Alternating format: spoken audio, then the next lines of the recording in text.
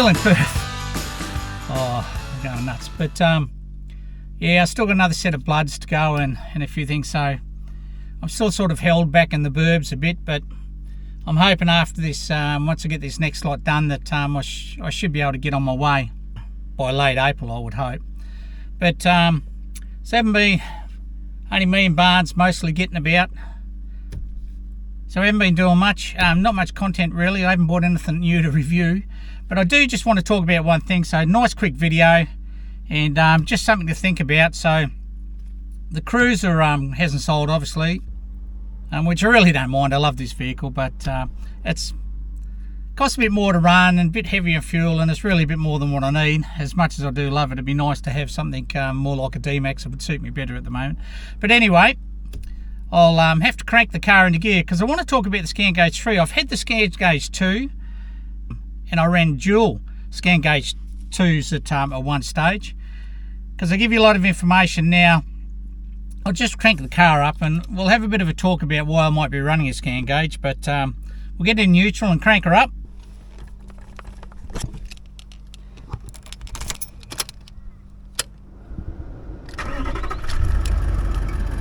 The Scanguage 3 is a much nicer display, and to be quite honest, a little bit easier to set up. There is one thing that I haven't found on it yet that I've probably just missed, that you could do on the Scanguage 2, and that is to rename some of the gauges. And I haven't seen how to do that yet, but I'm sure you can do it. But let's have a look at it, because it's such a simple setup.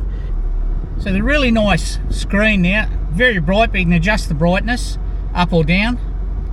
And what I really do like is once you've got your gauges set, you can actually drag them around and you know, choose them and set them up how you want, so you don't have to go through on individuals and set them all up. You can just choose all the gauges you want, and then you just simply choose the one you want and place it where you want. So let's have a look at the good old 70 series, and excuse the noise of the engine idling away, but the old 70 series Cruiser isn't too flash on the dash. It does have gauges, which is good, but the temperature gauge on any vehicle I've had, unless it shows actual degrees, you really don't know what's happening. And the fuel gauge is relatively accurate on this, which I have found with the Toyotas I've had. The gauges tend to be fairly accurate. And the voltage, it's a bit hard to actually read what the voltage is, but the problem is with the temperature gauge, when it's on a gauge like that, it's not actually showing you temperature.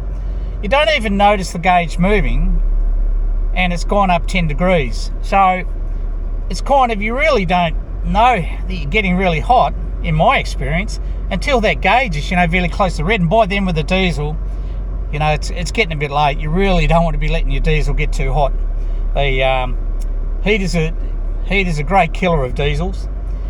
The voltage is okay. I mean, you can see whether it's high or low, but I much prefer to be able to see specifically with the temperature. I'd like to be able to see what temperature the engine's running at. So if we come up to the gauge, you can see what I've set. So on the left hand column down, I try to keep them grouped together, so make it a little bit easier to read and I'll get to know where they are. So I have on the left hand side the temperature, so you can see it's 78 degrees. Now I can go from 78 to 90, and to be quite honest, you're struggling to see if that gauge on the dash has moved. The other good thing is you can set alarms on these, so you have the option to set alarms. And we'll just go, oh, wrong place. Oh no, go into there, go to monitors, and you can see you can set alarms. So for my EGTs, I've set it for any time the EGT is above 600, which I consider the maximum I'd want to ever run it at. But I'll get an alarm. It beeps and flashes on the screen. I've also got high temperature. Also, this sensor here, even though it says EGT Bank 1 Serial 3, that's actually the temperature indicator that comes pretty much from the DPF. And that's what I say about renaming these. I haven't seen how to rename that yet, although it's probably pretty simple. But it tells me when I've got a DPF burn going, because I'll see the alarm go off at about 500 degrees, and it'll go anywhere up. I've seen it as high as 660 degrees, and you don't want to be driving through grass or through the bush when you've got a, you know, so when you've got a DPF, you know, exposed underneath or shielded, but you've got that amount of heat underneath, driving through long grass and such. So I always tend to keep an eye out for grass being stuck up under the body too, being a DPF vehicle. But we'll just go back so you can set monitors. You got other options, you know, to here where you fill up or you set up, or X gauge. I've got some X gauges set. If you don't know what X gauges are, basically it's the opportunity to manually input a scan code to draw information on one that the scan gauge hasn't recognised, but it is available. So we'll go back to gauges. You see I've got the maximum revs. So, you know, I just like to keep an eye on, you know, what revs I've hit for the day, and that's actually on the per tank. So most of these settings are per tank, and they'll reset when I reset the tank level next time I fill up. And once you've filled up 2 or 3 times, they become extremely accurate. The average litres per 100 I've got it set per tank, but you can set it per day, per trip, per tank, and I like to have it per tank. It's up fairly high because, well, I'm idling now, but I've been driving around town, so obviously the fuel economy litres per 100 will go up. But generally it's more around if I'm running a full tank on an open road, I'm down generally, I'm not towing, around about the 13.5 litres per 100. I've only just filled up, so you can see that I've used 2.1 litres and I've still got 127 litres left in the tank. And kilometres empty. I found this to be quite accurate actually, is 745, although I haven't run it right down where I've only got 100 k's left to see how accurate it is, but it tends to do the job for me there. I've got some other stuff on the next screen, so you've got 3 screens. The maximum speed that I can look at for the day, the maximum coolant I've got there that again, maximum revs again, the trip distance, the trip time, the average speed for the trip, today's fuel used, the EGR position, if I think that, you know, maybe the EGR is playing up, and the trip time for today. And these have just what have been set. These are the 3rd screen. I haven't changed this, it's just what comes standard, but there's no end of gauges you can set here. I'm mostly concerned about temperature, EGTs, and the temperature of the DPF. That's my most concerns. These others I'll keep an eye on, but they're the main things, you know, engine temperature and EGT temps. So that's a fairly quick overview, guys. There's a lot to it, but I've got to tell you, it's the best mount they've had, and what I like is magnetic mount, and it hasn't come loose so far on corrugations also. It's pretty good, and I'll just show you that. So you can see it's just on a magnetic mount, and it's quite a strong magnetic mount. But the old scan gauge mount wasn't much good, I found. It didn't seem to stick on very well, and the magnet system was terrible. But this one's pretty good. You can see you've got your cable in, and that just simply goes into your ODB port, ODB2 port. You can see the magnet's quite strong, and it's nice. You can just adjust it there. So if you need to, it's easy enough to take off and put away if you're worried about, you know, where the vehicle might be parked or something. I mean, there's a lot more to it, guys. There's a lot of gauges. I don't want to go through a large overview, but all I can tell you is, for me, I wouldn't drive a diesel without one. And I've had one in my last 3 cars, and going from the Scanguage 1, then the Scanguage 2, and then the Scanguage 3, and I absolutely love the Scanguage 3. And I believe you can buy a mount to mount it flush somewhere, if I remember correctly, but it just suits me there, and it does a great job. It's right in front of my eyes. I've got monitors set, so if the temperature does run a bit high and I don't catch it, it'll alarm me, especially with the EGT. I don't like my EGTs getting over about 550, but 600 is the absolute upper limit for me, and I've obviously never reached that limit because the alarm's never gone off, but I can't remember ever pushing it over 550 either. I tend to, if I'm getting up around that 450, over 450 when I'm towing it, I'll slow myself down and drop down a gear, just keep those EGTs down, because